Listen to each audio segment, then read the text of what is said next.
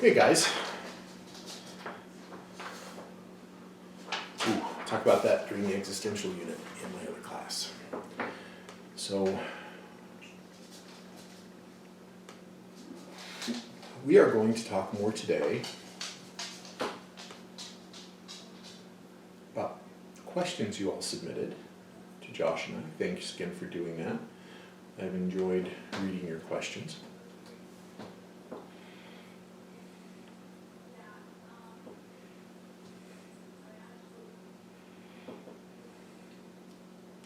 Okay. So another question you all asked. Is the assumptions underlying scientific method section in our critical thinking textbook just reiterating the fact that Descartes thought our senses could fail us? Am I understanding that correctly? Because Descartes is all about reasonable truth without reasonable doubt, and it seems that, like the Cartesian analysis model, is what they're relating to in the scientific method. Yes. Now, of course, I can't resist rapping about it, so yes, you're right. The answer is yes. You are understanding it correctly. That seems to be what's going on. So therefore, modern research methods have kind of like a double advantage and double disadvantage, meaning that by trying to take up both empiricism and trying to account for the failures of empiricism by also evoking rational constructs, that they're trying to kind of have the best of both worlds, scientifically or epistemologically speaking. That if I think that,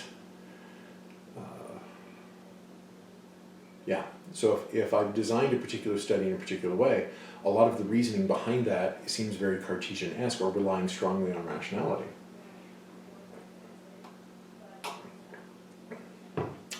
So good. So I like that you evoked the constructs of reasonable truth without reasonable doubt from Descartes' model, that by following certain methods, by reasoning very logically, that we could have a reasonable degree of certainty. And as we talked about in our last video, that this reasonable degree of certainty is really reflected in our research methods teachings, that we look at the probabilities that our findings are by chance and the probability of our findings that they exceed chance. And neither is necessarily certain, hence those lectures, if you remember, or those lessons in your research methods class about type 1 versus type 2 error. And those are important lessons, that we can err on one side of making, of proclaiming our results as valid when they're not, or we can err on the other side. But error is always on the table by matters of degree. So therefore, we would like to have reasonable arguments for truths beyond reasonable doubts, that we can reasonably, rationally, logically say that what we have found in this particular study is what is really going on in this particular sample, and then we can generalize to the population if our sample is correct.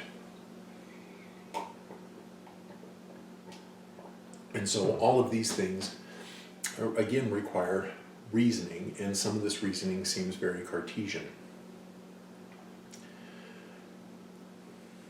And so you're right, it seems like the Cartesian analysis model is what they're relating to in the scientific method. So one of the entire points of this particular course, and I know there's a bunch of them, is for us to sit and wonder what the word science even means, or what science represents. Is our empirical science actually empirical?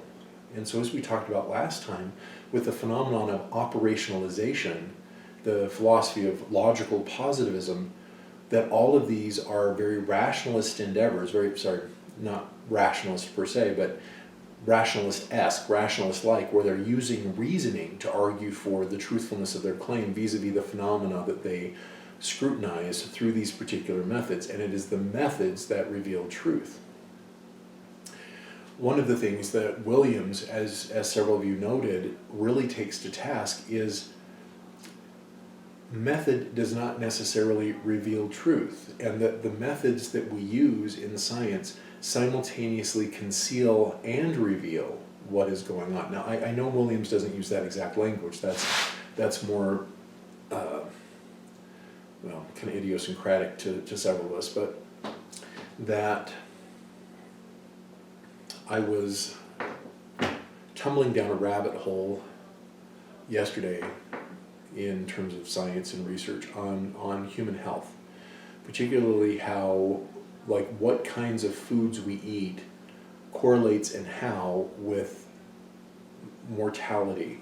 And so does it have a positive correlation with mortality, or does it have a negative correlation with mortality? Meaning that if we engage in certain foods, activities, etc., then does that increase or decrease our likelihood to die? So positive correlation means the more we do this, the more likely we are to die. Negative correlation, the more we do this, the less likely we are to die.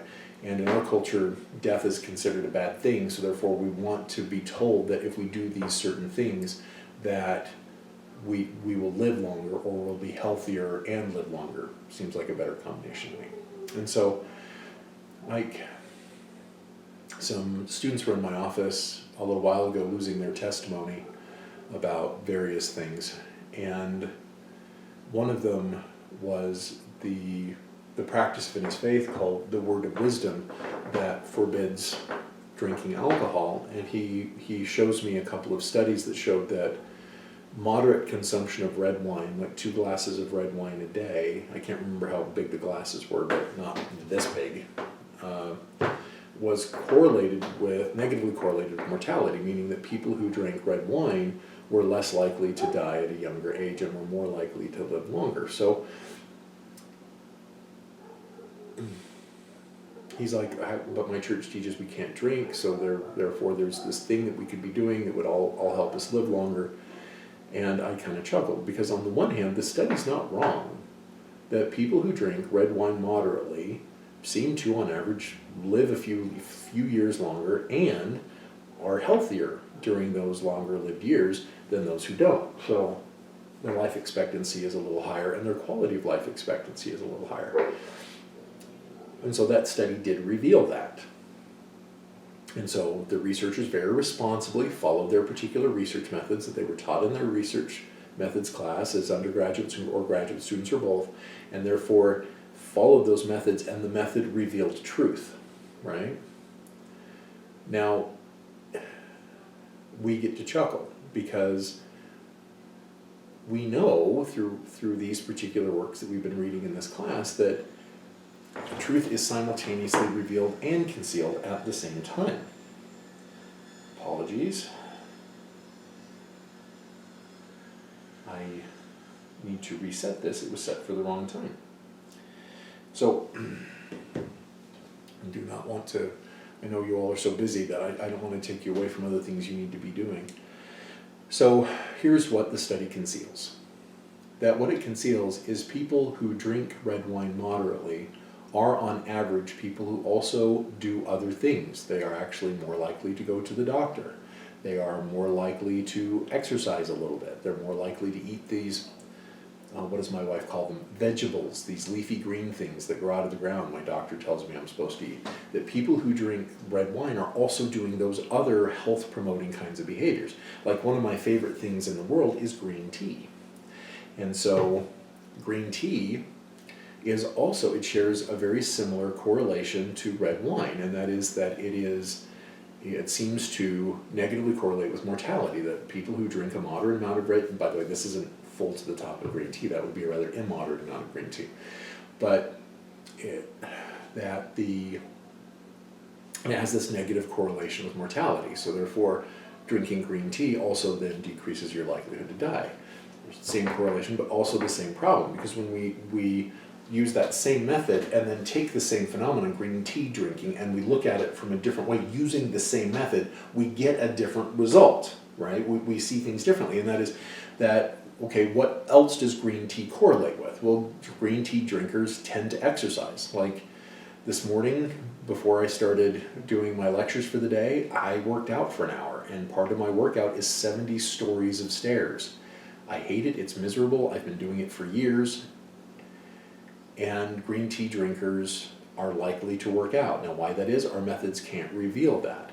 Except that green tea, like wine, tends to be a little expensive. It's far more expensive than soda pop, and we find that soda pop, which is far cheaper, also involves all sorts of other things that are less healthy. For example, this has some natural juice that I added to it, but it doesn't have any high fructose corn syrup or other things to it. So therefore, although this is not a perfectly healthy drink, because natural juices do have some sugar in them, it is better than if this were a 32-ounce glass of Coke, which would probably have, I'm estimating, 10 times the number of calories and vastly more caffeine. So the kinds of activities that green tea drinkers engage in are also negatively correlate with mortality. So therefore, it's not about green tea itself. It seems to be due to these other kinds of things. So a tragedy in our particular culture is that calorie for calorie, junk food is cheaper than healthy food. And so some of this may have to do, and a lot of it probably has something to do with socioeconomics. So therefore, it conceals, our studies conceal and reveal at the same time. And so we get to be very skeptical about that. So there's a German philosopher, modern German philosopher, Hans-Georg Gadamer. He actually has an entire book called Truth and Method, and how it is that the methods do not seem to reveal truths, that the methods are taken up as truths unto themselves. Follow these methods and you will get to the truth, when those methods might not actually reveal the truth that you are after. So another example in our field, and this is one I've harped on several times, bear with me while I go on this raging tangent. There are certain human phenomena that I very much enjoy researching, and they're very important human phenomena, but I cannot research them using the research methods of my field that purport to be scientific. One of those subjects is love. Romantic love, friendly love, familial love, comfortable love, old love, new love, all of these ways of experiencing this thing called love, I'm very intrigued by and like to research. There's only one problem. You can't see it, taste it, sift it, sort it, smell it, weigh it, measure it, right? Love is not a physical phenomenon, and therefore I cannot use physical research methods, physical scientific methods that are designed around physical objects originating in physics in order to study this thing that is aphysical. It's amorphous. In fact, back to the metaphysical debate, there are those who argue that it is metaphysical and therefore no longer even worthy of study. For me, I see that so much of our lives and so much of our behavior is wrapped up in this thing called love, that some of you love loved ones, and that's why you're in college. If you're like me and you were left to your own devices, like without my family, if I'd never met my beloved, if I'd never had the wonderful children that I have, I would probably, I don't know if I would have finished college, I'd probably be sitting in my lazy boy playing Xbox in my underwear right now. I would work a minimum job to provide myself for minimum income to get what I want, which is, Coca-Cola, Cheetos, toast, occasional Big Mac on a treat day, that I would live this very simple, entertained, consumed life. But because I love my family, I want to provide better for them than just underwear, Cheetos, and toast. You know what I mean?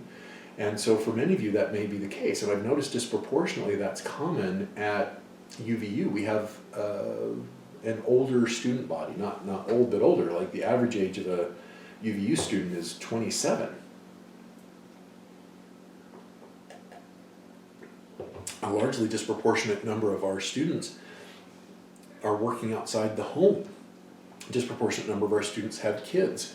And so therefore, all of this behavior that you're engaging in about working, going to school, trying to raise your family, or if you're married, trying to maintain a marriage or relationships, that all of this, so much of your life is consumed by the loves that you have, that you maintain. Loyalty to friends, loyalty to family, following in tradition. All of this goes into this, and yet in psychology I cannot measure it. And so therefore, again, some of you have read ahead to John Stuart Mill's, that what I'm taught then is because I cannot directly measure love, I have to operationalize it. Okay, that the method requires, the research method that I am taught requires that I operationalize it. So how do I operationalize love for child? There's ways to do it, right? So I could measure love for child as number of dollars spent on those child's interests, activities, and welfare for that child, right? So, therefore, parents who spend less on their kids love them less. Now, I hear some of you hollering, right? That doesn't make any sense, because you can love your child and be broke, and that means you don't love your child any less. Okay, so how about number of hugs? How many times you hug a child in a day? Therefore, the more you hug the child, the more you love that child. Yeah, yep, I know, I can hear you from here. Obviously, that doesn't work either, because the child-parent relationship may not be a hugging relationship, as loving as it may be. Like, think of the people in your life who don't hug you, who love you dearly, and think of the people in your life you don't hug that you love dearly. And so therefore, words, like loving words of affirmation. Therefore, the more words of affirmation you use with the child, the more you love them. Well, again, we're back to square one again. That doesn't really hold weight under even the faintest of scrutiny, that we can have these relationships with our children where the love is there and it is secure and it is powerful, but because love is there, secure and powerful, rarely are words of affirmation offered. Whereas in other relationships, the words of affirmation are desperately needed because the love isn't secure in that way. And so, yeah, the very research methods in psychology I cannot use to research one of the most important things about the human psyche, and that's love. So don't get me wrong, there is research on love, and what I would like you to do is look at how it's operationalized, and then I would encourage you to be critical of how it is that those operationalizations took place, and whether or not you should operationalize at all is the big picture question. But the smaller picture question is, was their operationalization adequate for parental affection? So there are very few studies, they're out there, but there are very few because of the difficulties involved, that our research methods allow us to remain blind in terms of research to very, very intimately human phenomena. And so, now, to be fair to the researchers, they are not claiming, again, they're measuring this directly. Back to your question, they are using these powers of reasoning, that born out of Descartes and others before him, that allow them to argue logically that they can be relatively positive about the truthfulness, back to logical positivism, right? Back to the truthfulness of what it is that they see, the phenomenon in question.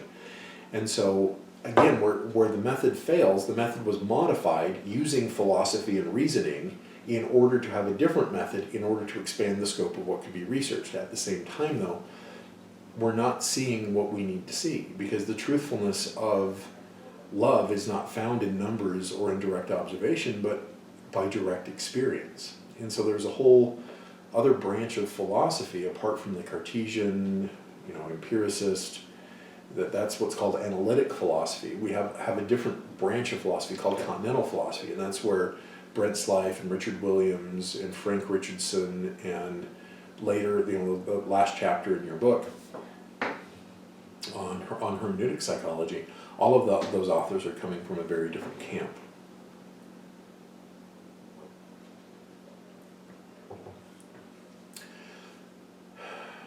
Okay.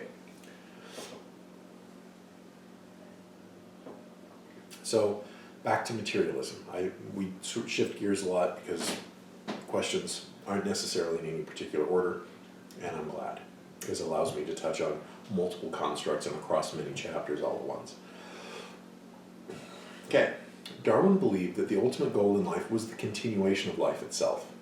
How does Darwin make sense of morality And what does morality mean to a Darwinian? Okay, wow. Darwin believed that the ultimate goal in life was the continuation of life.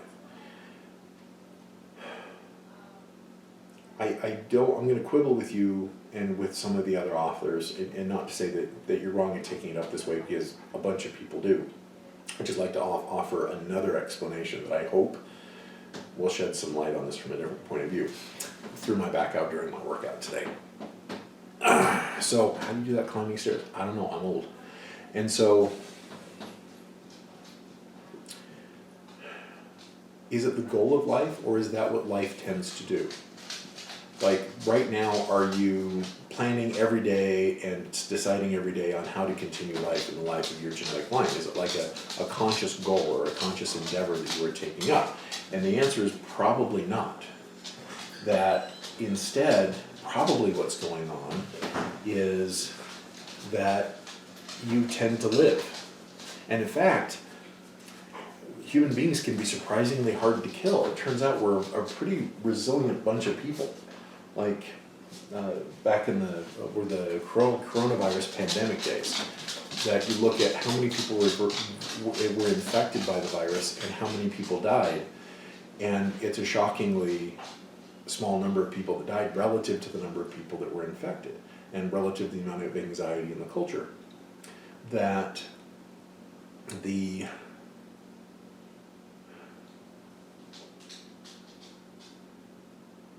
life tends to perpetuate itself.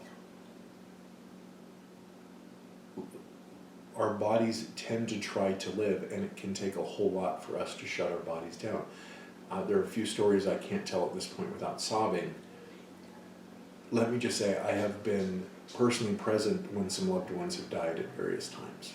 And what it takes for the body to be that damaged or that old or that sick, that the body never shuts down. It's a remarkable amount of age and damage and things like that. And so the body tends to try to live. Likewise, Darwin observed that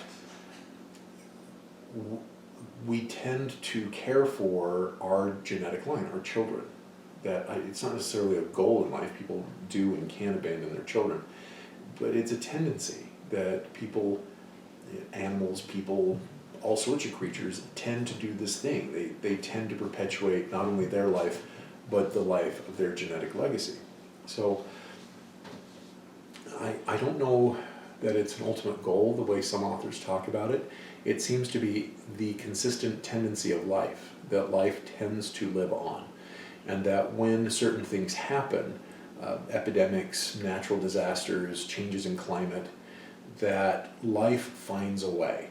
It's not necessarily my goal to survive necessarily, although I'd like to survive as long as I can. It's not necessarily the forefront in my conscious mind goal. Instead, it's that life overall, there will some be like if these huge fault lines here in the Wasatch Front give way and kills a million people, those who live on, if the earthquakes keep happening, life will find a way to continue to persist. It's like in that first Jurassic Park movie back in the 90s, remember Jeff Goldblum's character where he goes, life finds a way. You know what I mean? That life tends to unfold and perpetuate itself. So how does Darwin make sense of morality? Well, he doesn't. Well, at the same time he does. Darwin, in reading his writings, seems to be religiously deist. I could be wrong here, because again, I've not met Darwin personally. He died long before I was born. But there seems to be an intimation of deism. Now, I'd like to contrast deism with theism. Deism is the belief that you have a God who set the universe in motion and all the things in it, as well as the commandments, rules, expectations for the continuation of this universe, but God is not actively a part of the universe he created. He doesn't answer prayers, he doesn't live in people's hearts or anything like that. He set everything in motion through these physical laws and moral rules, and is then out there somewhere being aware of all of it, but not intervening or interceding in any of it necessarily. Whereas theism is the belief that there is a God who is active in a lively way and participating in creation. That God is made manifest in the tear on the cheek of a child, on the bud of a flower in the spring, on the warm feelings of compassion and charity we have for others. That God is actively participating in the world. The natural disasters that could have been much worse, that's God doing what he can to allow the universe's natural order to proceed, but in a way where he can show mercy for his children who are caught up in the very universe he created. So Darwin seems to be in that former camp. He seems to be more of a deist than a theist, that like the clockmaker God. God set the universe up like a giant clock, and it's just running and timing out to the end. So I don't see in Darwin a lot of anti-religious stuff. He's not like taking a stand against his religions at the time and arguing for licentiousness or hedonism or liberal individualism or things like that. That comes later with other people who use and misuse Darwin's to various ends. So Darwin, I think, would make sense of morality to live a constrained life and to do what we always do, to perpetuate our own living and the living of those that are dependent upon us, right? That would be quite simple. Now, it's your last question is the reason why I wanted to wrap and perseverate about this. What does morality mean to a Darwinian? Okay? Well, I would wonder how authentic a given Darwinian is to Darwin. And I find that there is a branch of psychology, for example, called evolutionary psychology. And these are people who, the train of thought goes back to Darwin, and Darwin himself is a materialist, and so therefore Darwin inherits the idea of materialism, right? Darwin is a continuation of a trajectory of ideas, and he came up with some new things in that trajectory. But it's continued beyond and past him to where we are at today. So, where we are at today. What does morality mean to a Darwinian? I'm going to scratch out the word Darwinian because there are those who purport to be Darwinian, and I don't know that they are. Darwin talked about evolution as a response to the environment. Evolutionary psychologists talk about it in a very different way, in a very non-Darwinian way, that instead evolution is already inside of us, and evolution is causing our behaviors moving forward. Darwin saw it very differently, that, okay, so if a volcano blows up and the climate changes, then life will find a way to persist, but it's not that there were certain evolutionary urges going into that then caused it on the backside, but instead merely that some people will survive because they happen through chance to be better genetically prepared for these kinds of natural disasters than others. But it wasn't intentional, there's no, Deus ex machina, there's no, Darwinian evolutionary laws operating. It happens on the outcome, right, not going in. Whereas evolutionary psychologists today, as I mentioned, try to reduce a lot of our behavior to evolutionary processes. So, why do some people cheat on their spouses? Well, it's because men tried to spread their seed far and wide, and so therefore men are more likely to cheat than women are. And so because, biologically speaking, it's a much larger investment of energy, a lot larger investment of biological material and energy and et cetera for a woman to be pregnant. And while a woman is pregnant and can't get pregnant again, a man could go around impregnating hundreds of other women during that same period of time. So therefore it's very inexpensive, biologically speaking, very cheap and easy for men to get lots of people pregnant. So therefore with women it's not. So therefore women are much more genetically likely, according to them, to keep their, nurture and protect, etc., because men can spread their seed wherever. And okay, that's some interesting observations there. But then you hit the Darwinians up with, okay, according to the latest data that we have, young men are more likely to cheat on their young female partners, but middle-aged women are more likely to cheat than their middle-aged male partners, presuming a heterosexual relationship. So how do you explain that? And then they do. And then they go through their mental gymnastics about how evolution already always caused this in advance without human agency or moral understanding being a part of it. And it's really convoluted and a lot of fun the way they do it, because they take up evolution as causing our behavior as a truth in and of itself, that it's already true, and they assume that it is true in a way that causes our behavior in advance. This is amazing. People with PhDs believe this, okay? And they have very sophisticated, very carefully worked out models as to how it is that they believe it. Now, some people hear this lecture, and because they're simple-minded binary thinkers, go, Matt, are you saying evolution doesn't exist? Or, how dare you be so, what, are you some kind of filthy creationist? No, I'm a critical thinker. All of that is not on my table. What is on my table is when people make claims beyond the data. And when we assume something as truthful, that evolution is causing our behavior, and then we write our research with that assumption in mind, it changes what a lot of things mean. We're no longer looking at the thing in and of itself. Instead, what we're looking at is the thing through the very warped lens of what we have always already presumed to be true. So, some years ago, a book came out called The God Delusion by an evolutionary thinker, a revolutionary thinker in some ways, although I find him iterative and derivative, but there were students in my office losing testimonies of their religion over this particular book. And this particular author problematizes religion from the scientifically certain position of science, and I find it very delightful, because religion is, I would argue, a necessarily uncertain endeavor, and I would argue science is a necessarily uncertain endeavor. So for somebody who purports to be a scientist to be certain that religion is false, I find delight in. It just seems very ironic for these scientific reasons. So there are critics, for example, of that. Another atheist evolutionary thinker called Bernstein, for example, wrote The Devil's Delusion as a criticism of the God delusion. It's quite fun juxtaposing those two. So a morality that we end up with,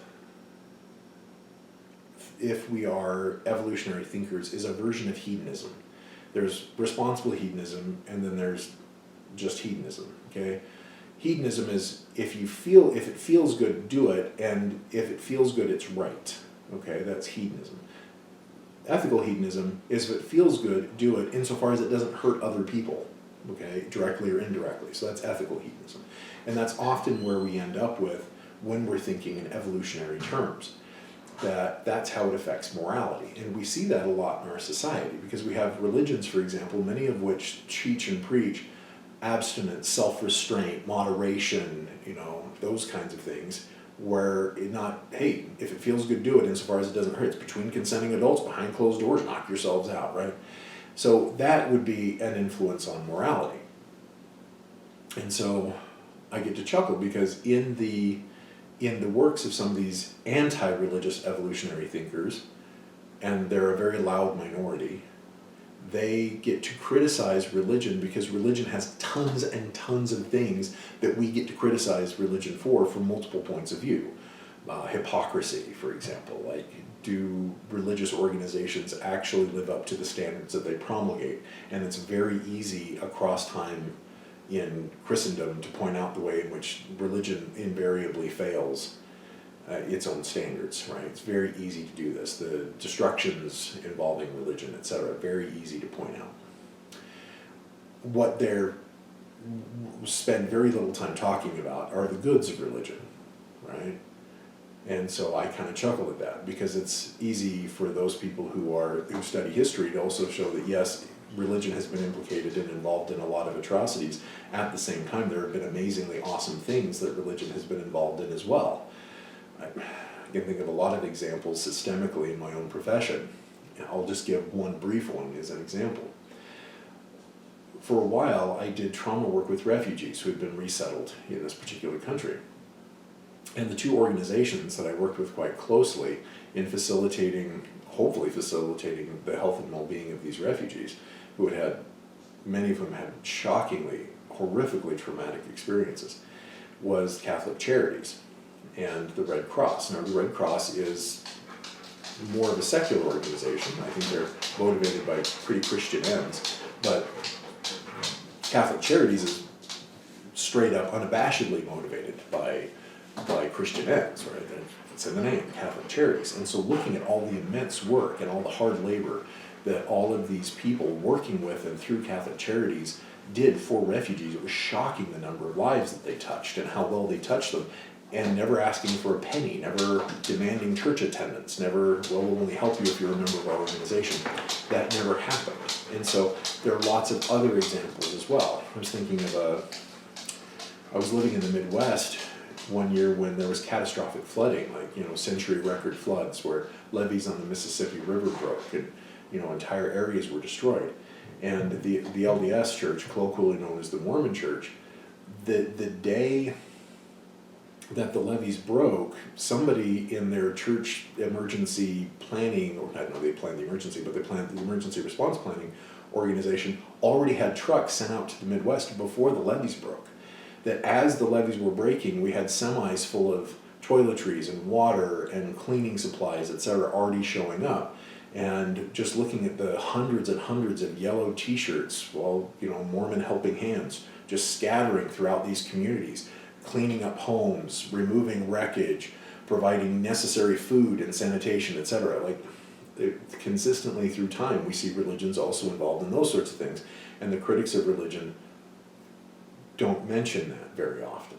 And so, likewise, we see scientists accomplishing really great things. How many vaccines and medicines, etc., have been created by scientists that have done immense good in the world. Likewise, can science be used for great and atrocious ends? Yes, just like religion can be. And so as fourth dimensional thinkers, which I hope we are, being intellectuals, we get to see the rights and wrongs, goods and bads, in every system of human being and behavior, and at the same time, I'll appreciate that some things are simultaneously good and bad in some ways. So, like in religion and like in evolutionary theory. There's a story, though, that I hope will illustrate some of my concerns about these artificial and unhelpful false dichotomies. I was at a conference, it seems like just yesterday, but it's probably been a few years ago, and the topic was on how evolution causes criminal behavior. And so I was one of the presenters, and I was presenting on the con side of this, like how it is that evolution isn't necessarily causing our behavior. And I don't think that evolution does in the way that many evolutionary psychologists report that it does. I don't know that history is destiny. I think that history matters, biologically speaking, phenomenologically speaking, etc. But it's not destiny. So, meaning that the evolution of my ancestors is a very important part of my capacity for behavior, but doesn't cause any given set of behaviors for me today, although it may be a part of a lot of them. So I ran some data before the conference, and took a risk, but I was capitalizing on some assertions that I had. So the data I ran in advance is I looked at evangelical Christian communities, which are often targets of criticism by atheist evolutionary psychologists. And again, I'm not addressing the larger group that are agnostic or might even be Christian in some ways. But here's what I found, that within these communities, the average number of children in these evangelical churches that these psychologists are very prone to attack, the average number of children they have is closer to 5. It's quite a large number of kids on average in these particular communities. And so then, while I was presenting, I just asked, I said, okay, there were 30 scholars in the room, and I asked how many of them had children, and not even half the hands went up. And these are, scholars in this particular area. And those who did have children, how many they had, and they usually had one. One person had like 2 kids. And so I said, okay, so help me understand evolutionary psychology then, because if, the average age in the room was about 40. And so help me understand evolutionary psychology. If evolution is causing all of our behavior, therefore all of us should be promulgating reproduction all the time, or as much as possible, right? And given that evolutionary psychologists had, the average there was an upper middle class income, they have a lot of resources by which they could have a lot more kids compared to the communities they were criticizing where the socioeconomic status was quite low. So I point out, just because I was being a jerk, that it seems like if if Darwin was right, it wasn't Darwin, if these post-Darwinians were right, that the people who should be having the largest number of kids would be those who understand the theory of evolution, right? Instead, it seems like those who are enthusiastic believers in evolution are evolutionary dead ends compared to the people that they criticize, which are these, evangelical, right-wing, Trump-supporting, conservative people who are reproducing like crazy. They're making babies all over the place. They're more evolutionarily fit to survive than the evolutionary psychologists who are criticizing them. So I think it's a mess. I think that it's a confusion of many things. And I'm wondering if it would be helpful for those of you interested in evolutionary psychology to back up and look at ex post facto. How do our minds change individually and collectively in relation to an event that has occurred, not how it was causing our behavior going into it. I think that's relying on all sorts of assumptions that fails Occam's razor. This evolutionary caused me to cheat on my spouse. No, that's not, I don't think that's how evolution works. It's, okay, so there's a catastrophic event in society, an epidemic. Certain people die, certain people don't. What's the outcome of that? That's evolution, okay? Especially when you look across the generations. Like an evolutionary study that I read that I quite enjoyed, and I thought they had more important things to say, is they looked at how it is that the robustness of humans changed after the plagues, after the bubonic plagues in much of Europe. And they found that hardiness, longevity, proneness to sickness went down for generations after, and some of them argued persists to today, that our capacity for an overall lifespan increased at that point because of the way in which the plague killed off those who would normally pass on a line with that would predict lesser longevity or more biological dysfunction, if that makes any sense. So that's an interesting study. It doesn't say because of the plagues, now we do things this way today. Instead, it was an observation that maybe one of the reasons why human beings live longer wasn't just the increase in food production, although that's part of it, wasn't just economic stability, huge part of it. It's also, it seems to be, the proneness to disease changed a little bit after that. That's more evolution. So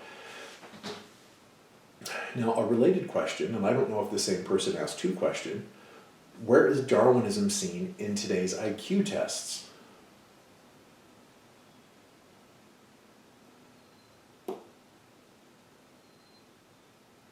The answer is not at all, and a whole bunch. Darwinism is really about how you take up and interpret the IQ tests. When we look at those who are writing the IQ tests, I don't know, and in poking around a little bit after getting this question, I couldn't tell for sure if any of them were just like hardcore evolutionary psychologists. Now tends to be an assumption that evolution is going on amongst myself and many of our peers in different ways, and with different meanings depending on the situation.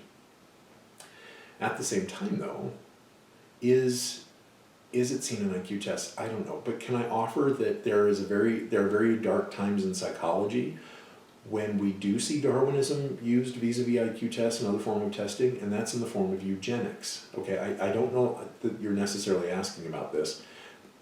I can't tell from a short question, so I'll shoot in the dark here.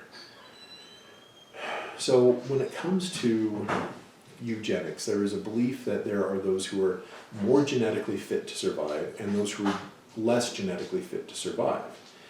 If we're using IQ testing to this end, then we would do what we could to inhibit or prohibit or surgically remove the capacity for certain people to reproduce if their IQs were low. So that's not going into the design of the IQ test necessarily, but it is in how it is that our IQ testing has been used in the past. So look up psychology if you're ever bored and just want to have a heavy metal history of your own field. Look up the history of psychology when it comes to things like eugenics and how it is that the field of psychology and psychiatry is implicated in forced sterilizations, where it's implicated in castrations and things like that, this movement to make sure that certain people can't propagate and perpetuate and survive in certain ways, or if they do survive, they're not going to pass on their faulty genes to the next generation, create a faulty generation. So yeah, I don't know that it necessarily goes into the design of the IQ test in an intentional way.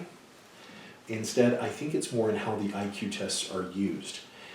But I also get where you're coming from, because there is an assumption of superiority or inferiority, I guess, is one way of looking at the IQ test, that some IQs are just better than others, like higher IQs are better than lower IQs, and the higher IQs are better in the way in which human beings are surviving, right? That smarter people will survive better than people with lower IQs, so that might be going into the assumption. I'm not sure about that yet.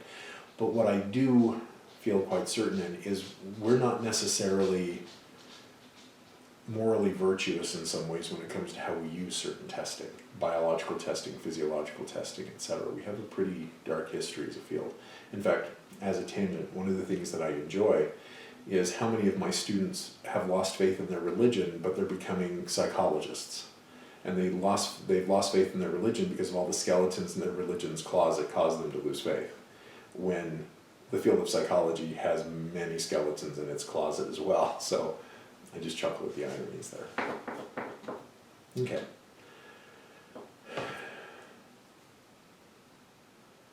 So unfortunately, I'm out of time for today. Thank you guys for the great questions. They're very thought-provoking, and I appreciate the time and effort you all put into them.